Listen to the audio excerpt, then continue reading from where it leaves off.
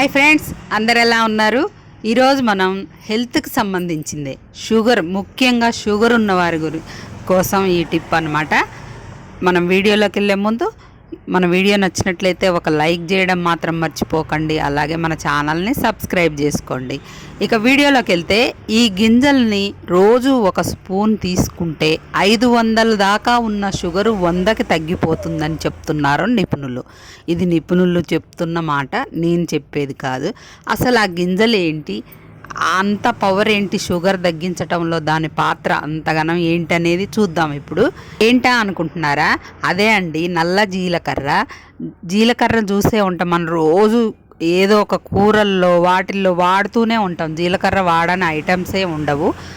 దానికంటే ఇంకా ఎక్కువ ఉపయోగం నల్ల జీలకర్ర వల్ల మనకి మేలు కలుగుతుందని అంటున్నారు నిపుణులు. అయితే మన సాధారణ జీలకర్ర కంటే ఇది కొంచెం ఎక్కువ పొడుగ్గా ఉంటుంది, చేదుగా కూడా ఉంటుంది. మన మామూలు జీలకర్ర చేదు ఉండదు, ఇది చేదుగా అనిపిస్తుంది అన్నమాట.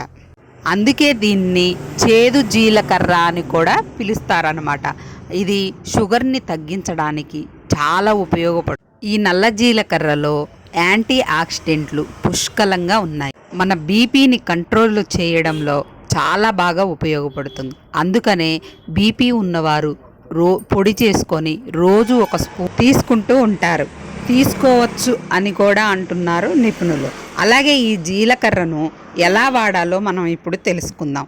ముందుగా ఈ జీలకర్రను పొడిగా చేసుకొని, ఆ పొడిని కషాయంగా మార్చుకొని ఉదయం పూట హెర్బల్ టీగా ఈ జీలకర్రను దోరగా వేయించుకొని రోజు ఒక టేబుల్ స్పూన్ నమిలి తిన్నట్లయితే షుగర్ కంట్రోల్లో ఉంటుంది. ఇది ఇన్సులిన్ ఉత్పత్తి చేయడానికి సహాయపడుతుంది. ఇంకా ఈ జీలకర్రలో నొప్పి, వాపు తగ్గించే లక్షణాలైతే పుష్కలంగా ఉన్నాయి. కీళ్ల నొప్పులు, అలాగే మోకాళ్ళ నొప్పులను తగ్గించడానికి కూడా చాలా ఉపయోగపడుతుంది. ఈ నల్ల జీలకర్ర ఎక్కువగా మన చర్మ సంబంధిత వ్యాధుల నుండి కాపాడడానికి చాలా సహాయపడుతుంది. మన దగ్గర కంటే యూపీ, బీహార్ అటు సైడ్ వాళ్ళు ఈ జీలకర్రని ఎక్కువగా వాడుతుంటారనమాట.